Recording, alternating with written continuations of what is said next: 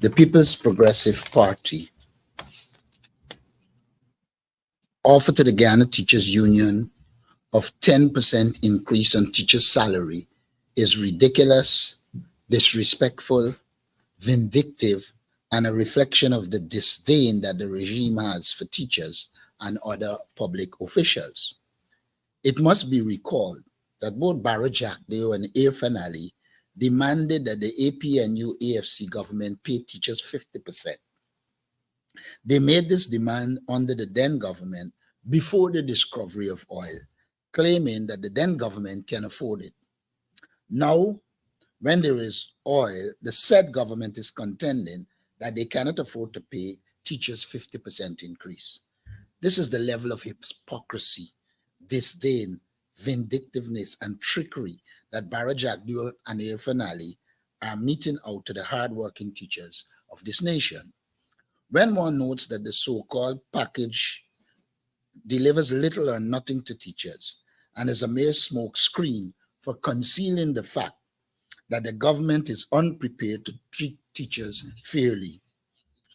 When it is recognized that the infrastructure budget is 666 billion and it is 666 billion and the main fund for PPP corruption, then it is obvious that the PPP is deliberately impoverishing our teachers and have no interest in improving the quality of their lives.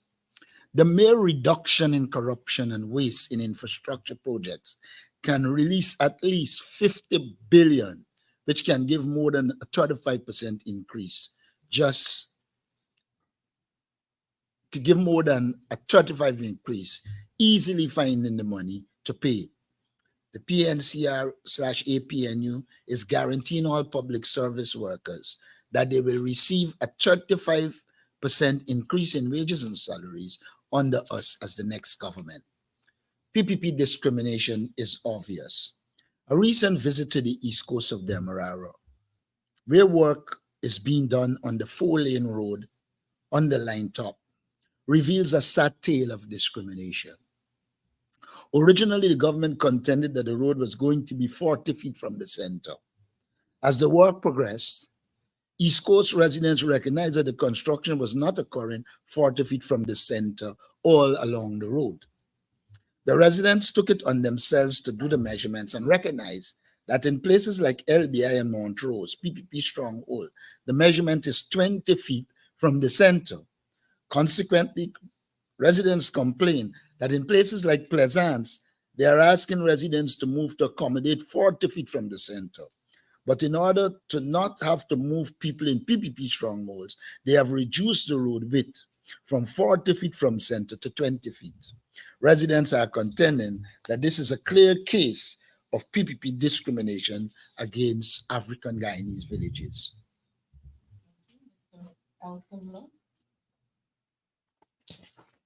Thank you very much, Nika. PPP trying to hide the fact that high unemployment exists in Guyana.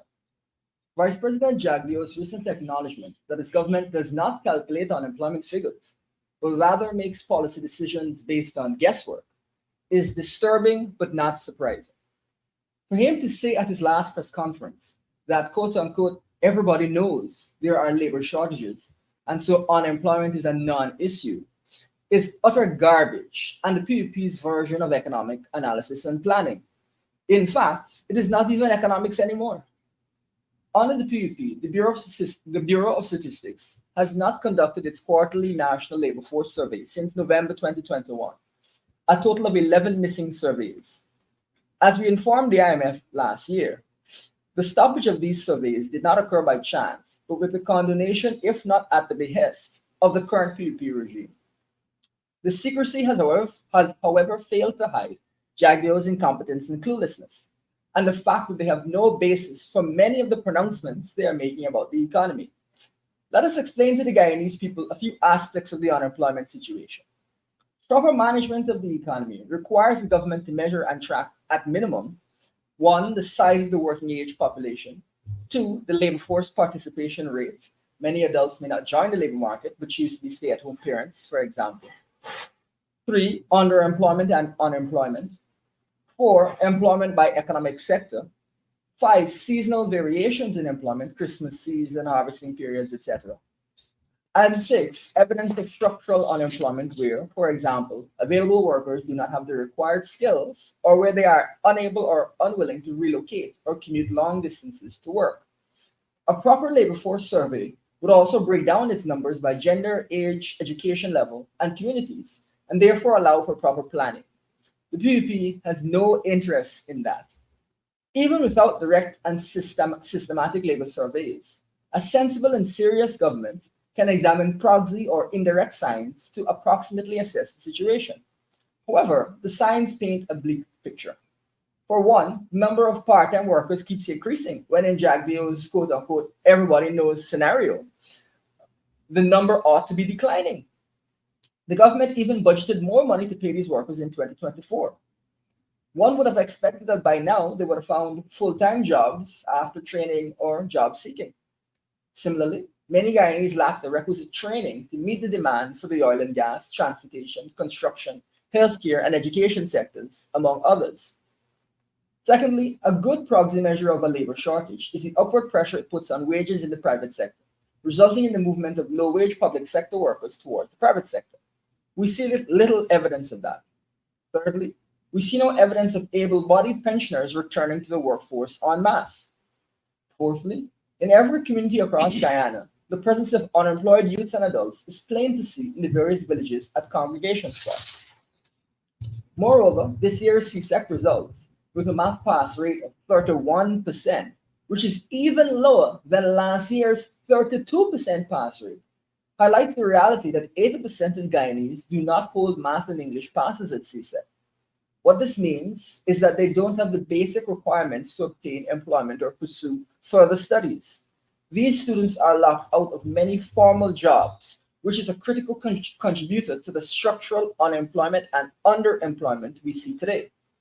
Rather than focus the gold program on the oil and gas and various potentially promising industries, the PUP has declared that it is seeking 100,000 foreign workers to fill skill gaps. Should there not instead be a focus on assessing skill gaps and growth opportunities, and on training local Guyanese to fill these opportunities? Mass importation should only be an option once these mechanisms have been exhausted. Against this background, as the next government, we will, 1, restart the quarterly labor force survey while ensuring the Bureau of Statistics is adequately staffed and equipped. 2, invest heavily in programs aimed at skilling, upskilling, and reskilling Guyanese. 3, increase the labor force participation rate of women by expanding the network of daycare centers nationwide. 4, expand the workforce in the public sector to manage our comprehensive social protection system and our data-driven approach to managing government. 5, establish an effective employment information network so that job seekers and job providers can easily connect. 6, double the investment in the small business sector to increase self-employment. Additionally, for larger business investments, we will provide credit through a productivity-focused development bank so that high-income jobs can be generated. Also, we will match this with tax incentives to encourage the adoption of technology so that local businesses can scale effectively, providing more and higher paying jobs in the process. We will say more on these and other ideas in the coming period. The PUP must be the only government in the world that does not plan and does not care to, and is proud to publicly admit it. Recall President Ali's interview in January 2024 to the World Political Review, when he declared we don't have the time to plan. In virtually no democracy worldwide would a country's citizens accept literal guesswork in place of informed policymaking. Come 2025 or sooner, Guyanese must reject this disrespect at the ballot box. Thank you. At this time, I will take questions on the presentation.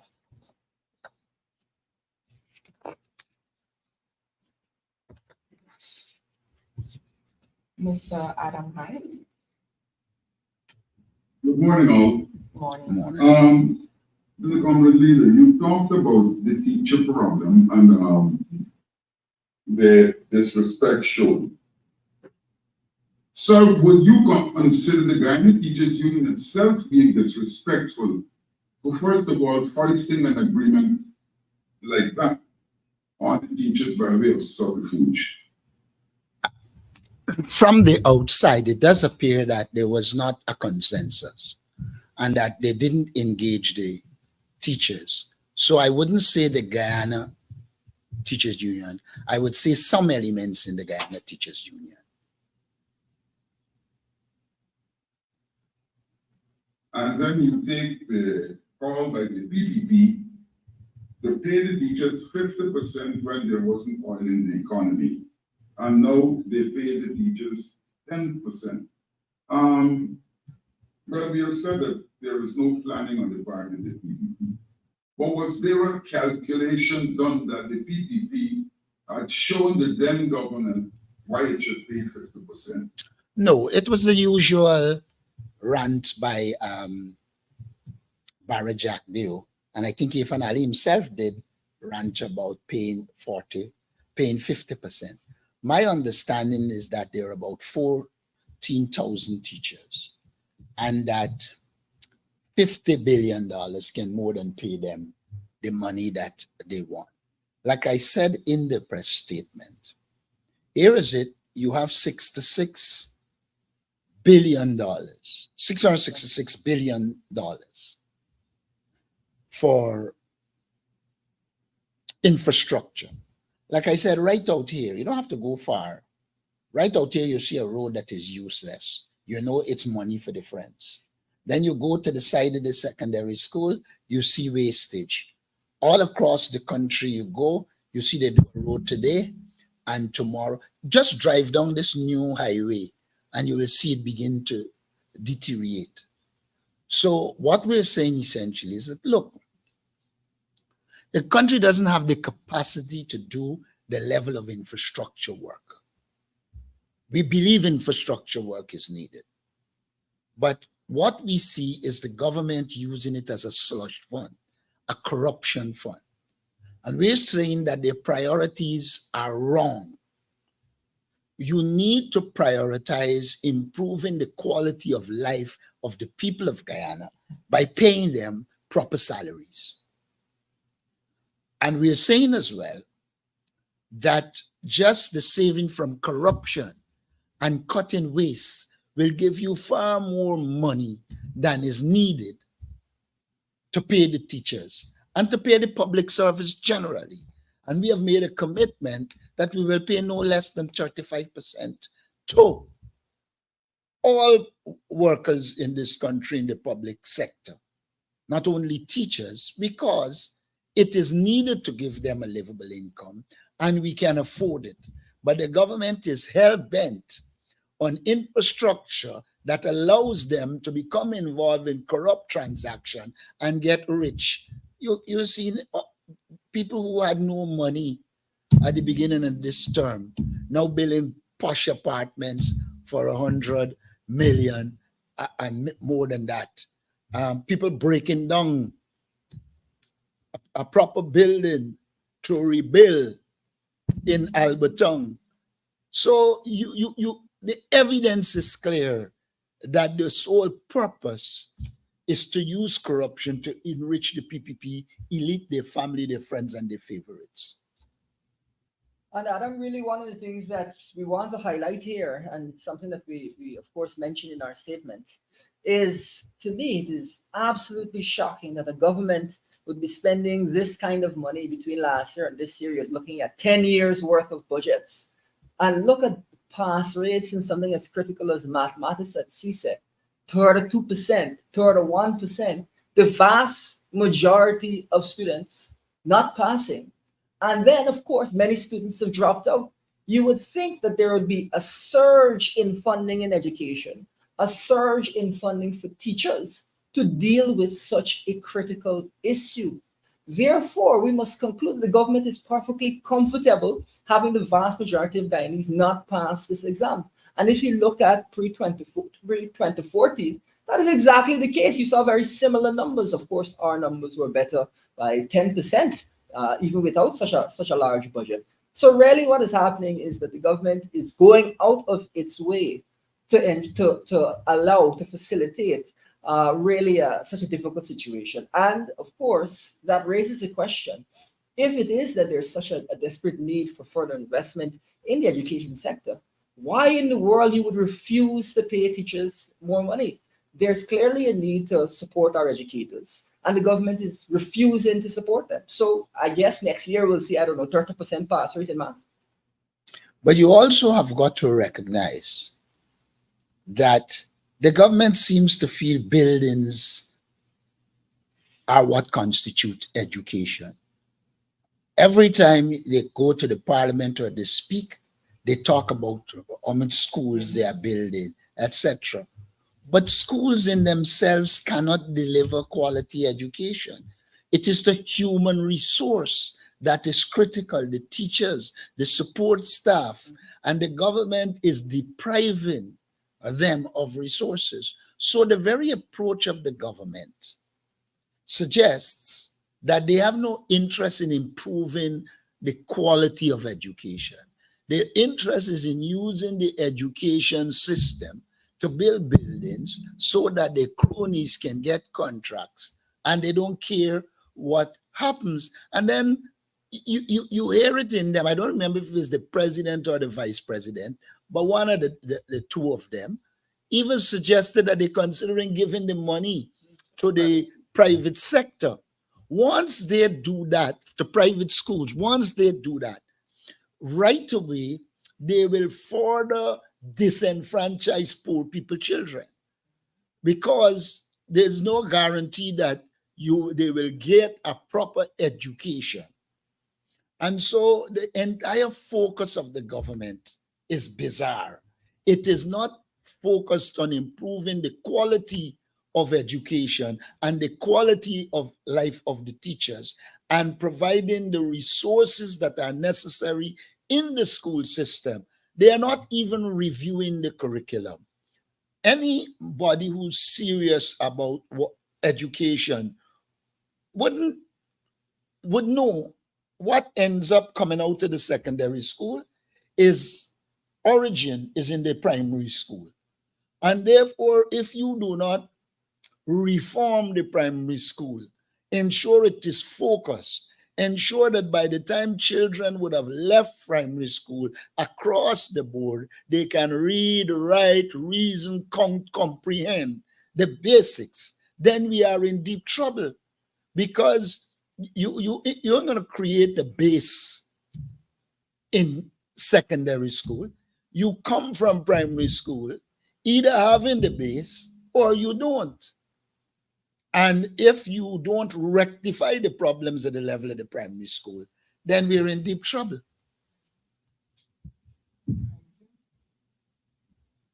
Questions on the first statement?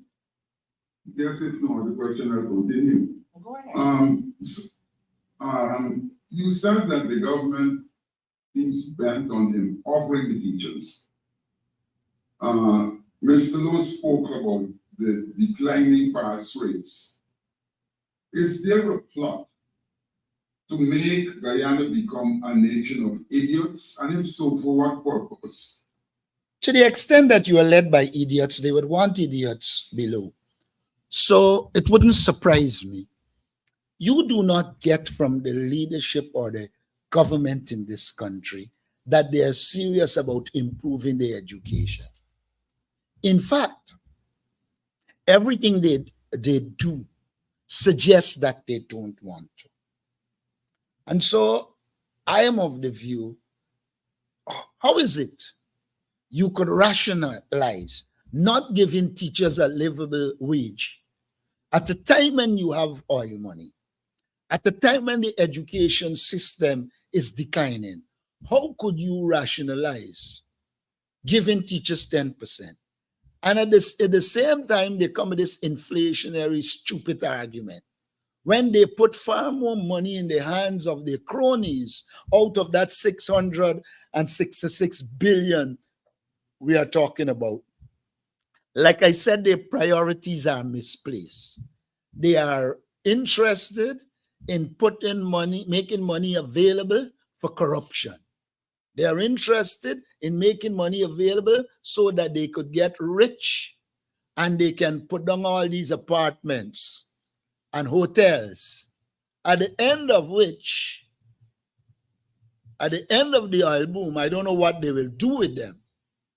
But like we have said consistently, it makes sense to invest in human resource. Let us not forget, and apart from teachers, let us not forget the PPP was given money by the EU to train and retrain sugar workers. They never did. They wasted the money. And then they left the sugar industry in the present state it is. They are bringing people to manage it who are incompetent, so they'll keep changing them. And that again is an indication, even with their own support base, they are not interested in improving the quality of life. They're interested, like they did with the EU money, for it to get into the hands of the friend, family, and favorite. So you end up with a skeleton, which they done before it even opened. And that's the nature of the government. And the other one of the things that is so really again troubling is, on the one hand, you're not seeing an investment in human capital, and on the other hand, these people talking about bringing in 100,000 people from who knows where. So it seems to be a deliberate plan by the government not to educate, not to skill Guyanese so that they can get these resources, so that they can get good jobs, but rather to bring in people to replace them. That is extremely concerning. Now, of course, we want there to be skilled labor in the economy. We're going to build our local skilled labor, and there may be experts that need to be brought in and so on to fill some gaps. But 100,000 people, when you are not even investing in your own people's education, when the education system is actually performing worse than before, is to me extremely, extremely concerning. And so I wouldn't say that they want a nation of idiots, as you're saying. But I'm saying that it looks like, as time goes on, they're deliberately not giving Guyanese the tools to succeed in this economy.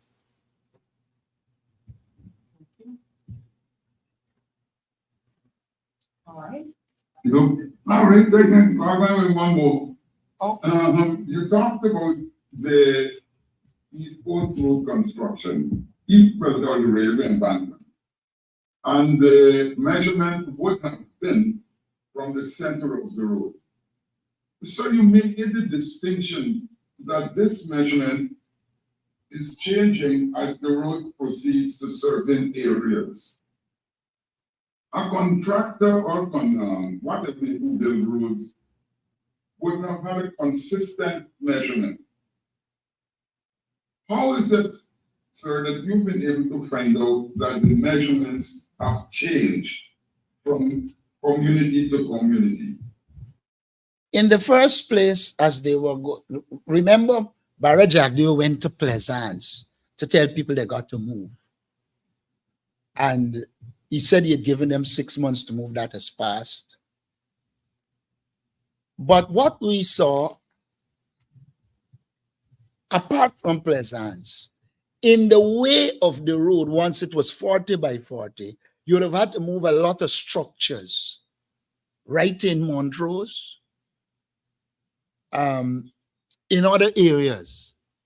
But then I observe when you're going up the road, you see to the bottom by Plaisance, and so it's wide, and they're widening, they even full in trench. But as you get past those into certain areas, it gets narrow. And the truth is, in the first place, I paid no mind.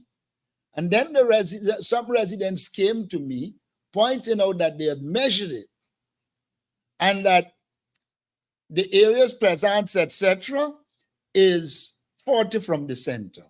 Whenever they meet a PPP stronghold, it's 20 from the center. And they point out that when they meet Nabakalis and them going down, Nabakalis, Golden Grove, they're going back to 40, which means they got to move the people. And that to me is ominous. And I would like to see them explain why they are changing from 40 feet from center to 20 feet from center and then going back to 40 feet, and what rationale they are using for where going to be narrow and where going to be wide. And then what sense it make from the standpoint of traffic control and common sense. It makes no sense, but when you travel the East Coast, that is what you're seeing. And the people on the East Coast asked me to highlight it, and let's get a response from the government of why this dual approach to the road.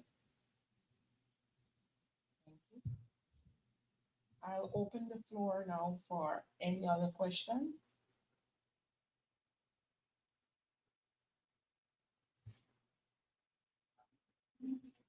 No other question? Mr. No. Hold on one sec. I think I'm hearing it, Garnet. Hi, good morning. Can you guys hear me? Yes, we can hear you now. Okay, great. Tamika Garnet, Times. I want to stir up from your statement just a little bit to ask a question. Yesterday the Vice President spoke about his government's rationale behind giving the indigenous communities 50% of the carbon credit funds earned under the low carbon development strategy. He challenged that the low carbon development strategy as something superior to the green state development strategy that the ACNU had during their tenure in office. I just wondered if Mr. Norton can touch on, from what he remembered, what were some of the biggest achievements of the green state development strategy? Can you speak on if the ACNU is to go back into government, will he be looking to keep the low carbon development strategy? Will he be looking to replace it? If he is looking to replace it, what are the plans, if any, of how he will go about the framework for replacing it? And what are some of the plans to monetize the way, whatever plan it is to monetize the things the way the low carbon development strategy has been doing? First, let me say this to you. I think the premise in which you started your question is totally in contradiction to the end. But let's deal with the premise. Nobody is saying no to the low carbon development strategy. I have always argued that the major problems I saw with the low carbon development strategy, it was primarily transactionalist, one. Two, it focused a lot on ensuring money for a number of things. Before I go to the second part, let me deal with the first part. The issue with the low carbon, with the allocations to the indigenous community, is that it should have been done in consultation with the indigenous people, and that the government is out of place to want to determine for them when they are the main custodian of the forest. It's the first thing.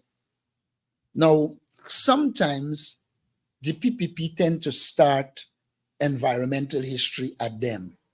Let me put this clear. In 1989, Desmond Hoyt put before the Commonwealth what was then called the Commonwealth Rainforest, Guyana Commonwealth Rainforest Project, which became the Iwakurama Project, which meant that since then we had established that, one, we recognize the importance of the forest, and that, two, Iwakurama was established to be able to study it and to then work out the benefits to be had.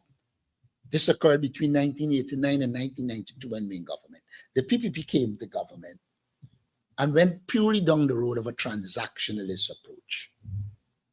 Now, when David Granger came, he sought to develop a complete strategy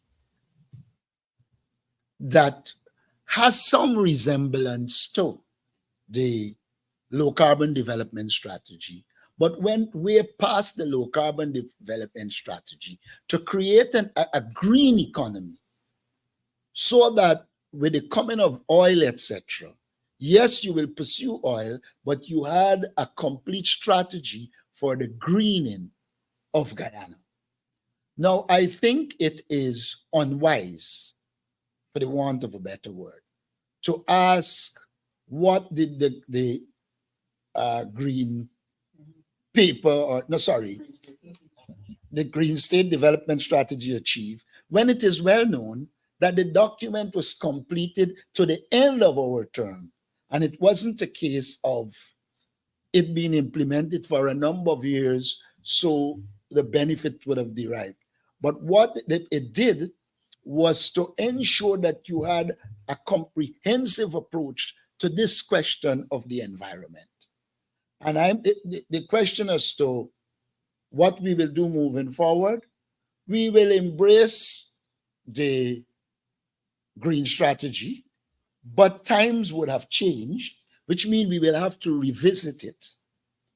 And in revisiting it, we will then determine what elements we move forward with, what new ones we put. Now, even when I was a parliamentarian, when the low carbon development strategy was coming, I had argued then, and this is in the parliamentary records, that it should not be restricted to just making money on the standing forests. But I had pointed out then that there's a biodiversity convention in which there are many elements in that biodiversity convention that, if implemented, can redound to the benefit of the people of Guyana. And so my problem with the low carbon development strategy is that it is reflective of Jack Dale, a man who is focused on getting as much money as he could get out of a process that didn't necessarily will go to the indigenous people in the way that it should have gone. And so, in short, there are elements of the low carbon development strategy that are useful and can be continued, but it has to be widened to ensure that there is a national green strategy. One of the things that we also want to point out, one of the most, I would say, disturbing or alarming remarks came from President Ali when he was asked by Al Jazeera, now that Guyana has found significant oil resources, how are you going to change things? Are you looking forward to this? And he said all it means is that we're going to do the same things we were doing before, but faster. Now, that reflected really what I think is coming from Jaguar here, which is that the PDP's thinking has not evolved beyond the low carbon development strategy and has not recognized that there is much more that needs to be done in order for Guyana to deal with its new challenges and its new opportunities. So in terms of what we will do going forward, we've spoken at length about a people-centered development strategy. We've spoken at length about the need to eliminate poverty swiftly, about the need to invest in human capital, training, and just as we were speaking about earlier. We've spoken at length about the need to develop Guyana's non-oil economy through financing and through tax measures, through improving productivity. According to the IDB, Guyana consistently has had some of the lowest levels of technological adoption and therefore low levels of productivity, and as a result, of course, low wages. We speak about these things because we recognize that so much has changed that we have to now address these challenges. It would be ridiculous for us to measure ourselves by all of the same metrics that we were looking at before, when we've got every single month nearly 300 million US coming in, a number which would have been a shocking amount before. It's as much as the entire Skeldon project when you add up the various components over time. And so we have, of course, put forward, therefore, plans that take into account the change and that really ensure that Guyanese will have a better standard of living in the shortest possible time. To me, it is tragic to hear the president and to hear Jaguar kind of go down this line, but all they're doing is running the same playbook that they had before. They're bereft of ideas. And even worse, they're not willing to ask people for ideas. Rather, they want to stay in their own little circle. I also wish to point out, I thought when the interviewer from Hard Talk interviewed us, when I saw what President Ali said and he was going to lecture him, I thought it was a missed opportunity. Here you had an opportunity to say, one, yes, we are an oil producing country. and that he should have articulated the need for the developed world to give us environmental space to be able to develop the oil and gas sector, but also add that we are committed to sustainable development and that we will use that type of a green development strategy to ensure that even though we utilize the oil resources, we were contributing minimally to environmental degradation and at the same time trying to develop environmental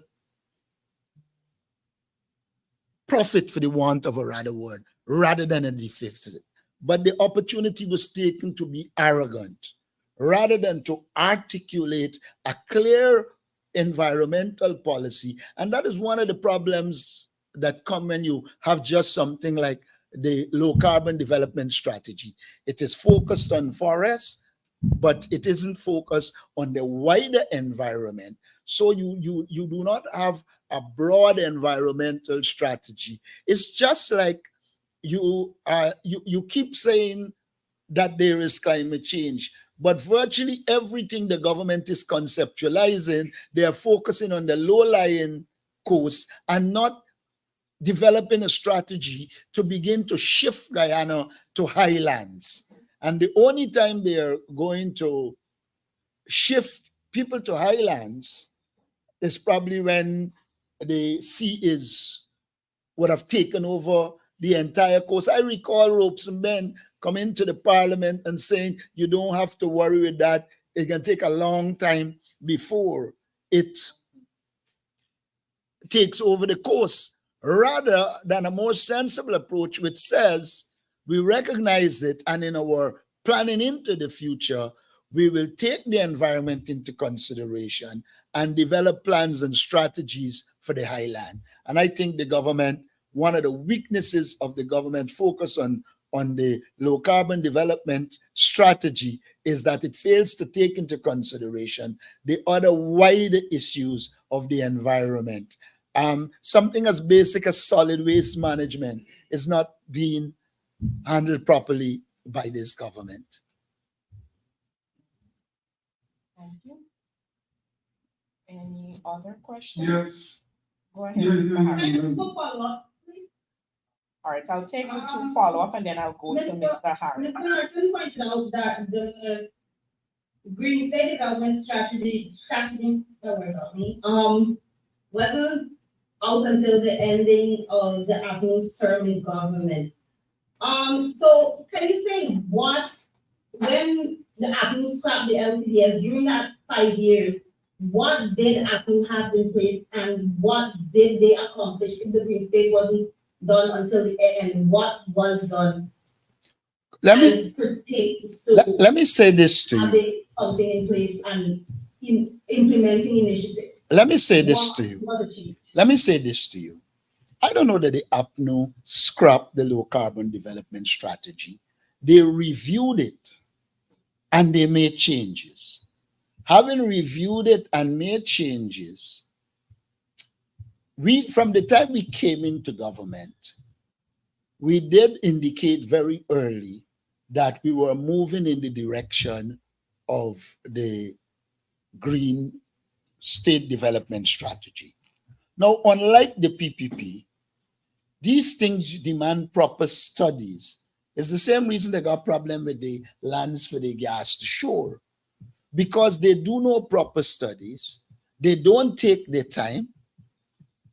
Every project they put out, Skeldon was to solve all the energy problems. It would have taken all the sugar. No proper studies, that was a flop. Fiber optic cable, the same thing. As young journalists, you should recognize that a government rolling out things from the head of the president and the vice president, that doesn't make sense. You need proper feasibility study. You need proper plans and programs. And so I would say to you, I repeat, we didn't scrap it. We look at the negative elements, remove them, and we develop on what had. We recognize at the end of it that low carbon development strategy was not and cannot be the solution. And we ended up looking at a wider program. Even before David Granger went into government, he was signaling we were going in that direction. But you can have a general vision, but when you get government and the reality is there, you have to deal with it based on the reality. And I keep making this point regularly to journalists. It is one thing, like Jagdeo shout out in opposition, oh, pay them 50%. And now, apparently, I know which figures he's seeing. You can't pay 50%. If you are reckless in opposition, you're going to run into problems in government.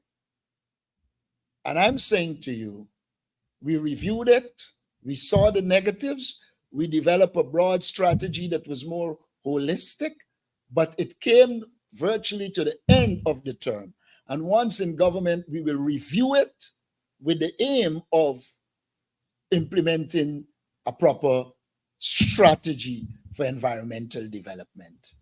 One of the things we also want to ensure doesn't happen here is the PPP, I think, is attempting to rewrite history here, man. What we saw under the David Granger administration was significant focus on an improvement in human capital acquisition, in building our human capital stock. We saw, as I pointed out earlier, a sharp increase, like a 30% increase in the pass rates in mathematics, a critical area, and we saw that for multiple years. We also saw that public servants received much more pay, which of course helps with their worker enthusiasm. We also saw public servants receive training, extensive training. We saw the police receive training. We saw GRA receive training. We also saw that the Bertram Collins College for the Public Service, which was again an institution intended to provide for training to increase our human capital stock, was put in place. And that institution served many people. I even remember giving a lecture there on anti-corruption issues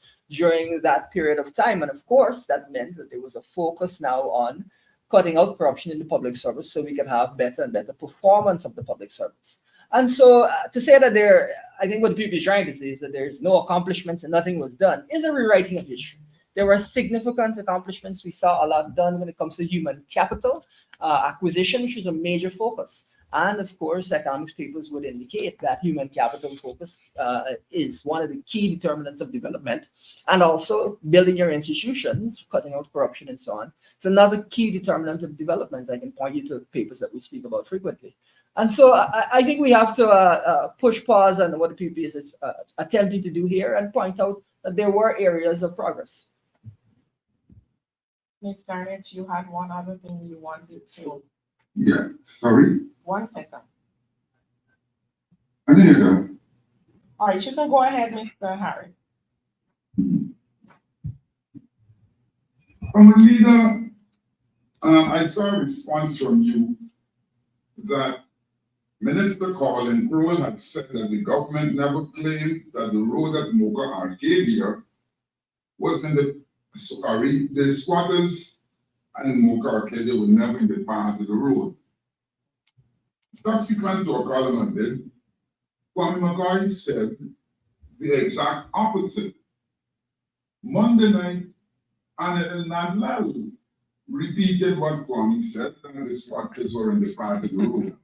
However, he denied that people have been allocated those lands to the side of the road, and he said that will never happen.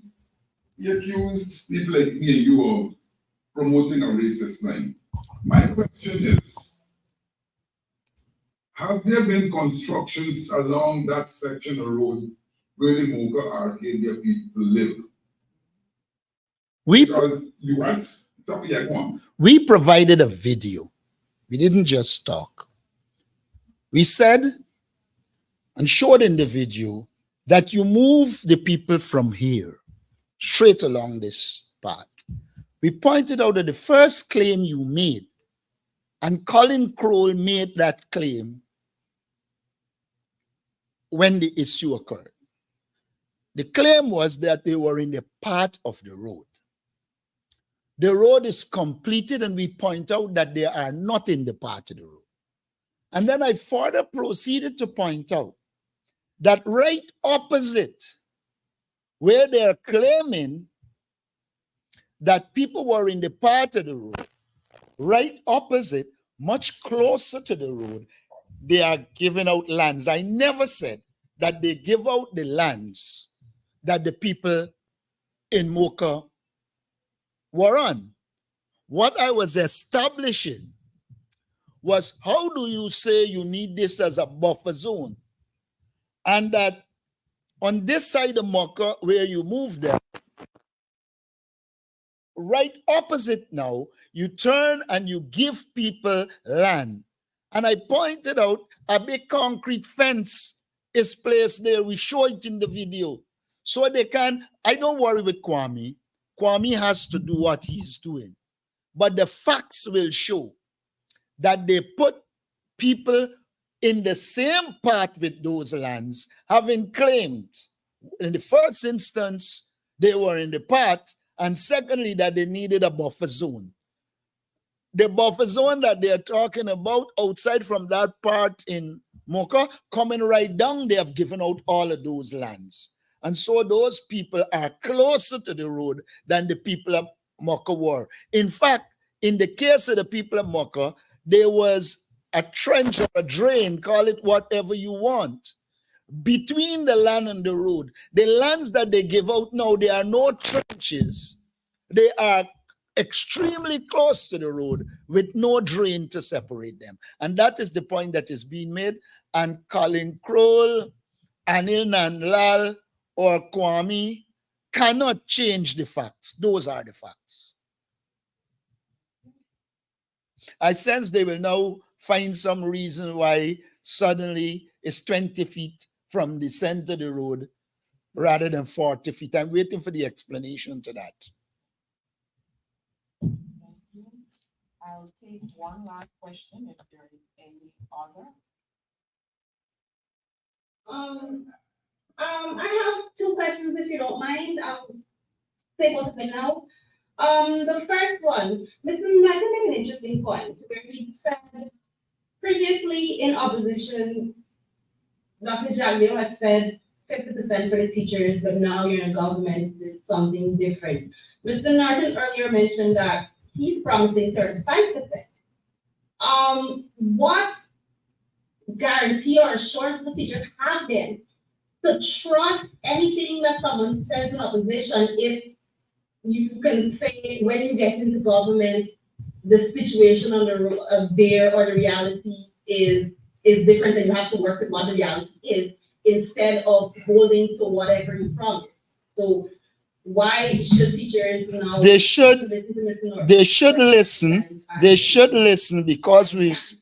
should listen because we are saying, one, there are the resources at present. Two, that even if you don't even have to make any big changes except cut the waste and the corruption, and easily you will get more than $50 billion from the infrastructure budget that you can use to pay workers. The other reason why they should believe us is without oil, we improve workers' salaries by more than 70%. And if we did that without oil resources, why is it we can't do it with oil resources? So there are a lot of reasons why they should believe us. And there should be no comparison with us and Barrett Jackdew. Barrett Jackdew is a hypocrite and a pathological liar. Here is a man who said at the end of the last elections, we must get biometrics, we must get a clean voters list. And the minute he was in government, that went. Virtually everything he said when we were in opposition the last time, we promised people that we will improve the Guyana police force and improve their security. We did that. We promised people that they will get quality water. We did that. It is now you are giving people Morbi again, the PPP.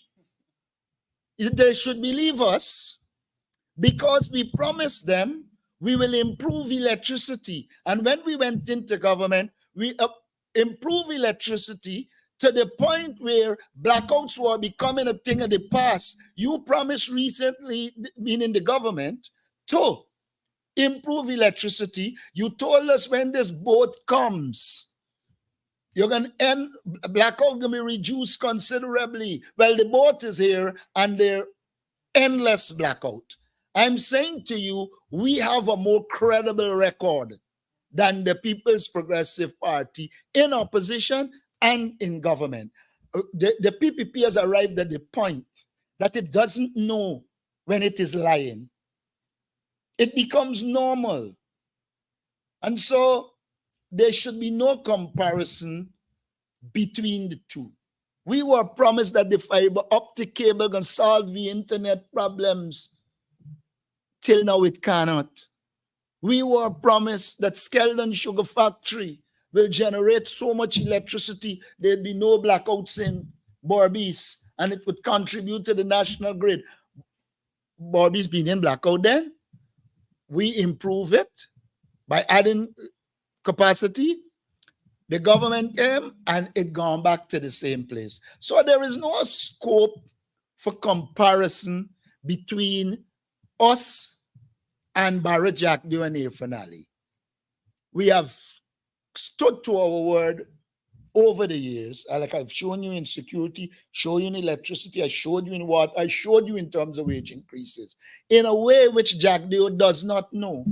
The man is distant from truth. If he sees truth, he would run. That's all I would say. One thing we also want to make sure that we clarify here. I noticed you mentioned Dr. Bar Jagdio. Bar Jagdio is not supposed to refer to in that way. And given that he's making statements like everybody knows, and that's how he decides economic policy, that raises some serious questions about. Well, look, I wouldn't go there. Forbes Burnham was given an honorary doctorate. And throughout the history, I've never heard anybody call. But you see, when you got for Adan. Ms. Garnet? Okay,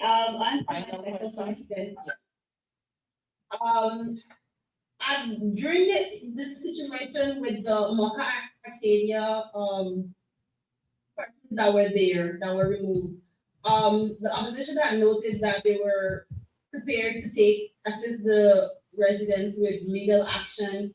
Can you say if that ever materialized, if it's ongoing? And can you say if the opposition keeps up with the residents and say if where they are now and what's going on? You're trying to get some information which I can give you in terms of where they are. But I will say this to you. You know that the legal matter was filed and that it is being pursued. If you don't know, well, I'll invite you to research. Thank you. All right. There being no other questions, I would like to thank our media personnel for joining today's program, and of course, our viewing audience on all our social media platforms.